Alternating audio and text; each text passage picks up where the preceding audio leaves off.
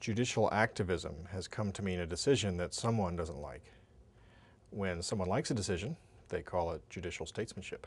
When they don't like a decision, it becomes activism and it has to be stamped out and the judge is a villain.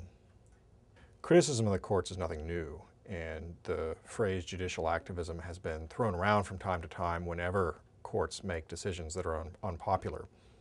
We are seeing a resurgence lately of the attack judicial activism. However, it's nothing new, just like the role of the courts in making decisions that are sometimes controversial is nothing new. It's worth looking back a half century ago when the Brown versus Board of Education decision came down for the Supreme Court, ending segregation in America's schools.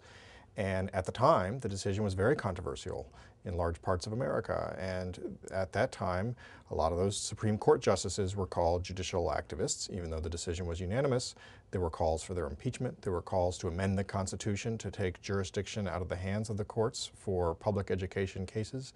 And there were calls in Congress to punish the justices. Ultimately, the work of the courts is incredibly important, and therefore the public deserves as informed a debate as possible about the role of the courts.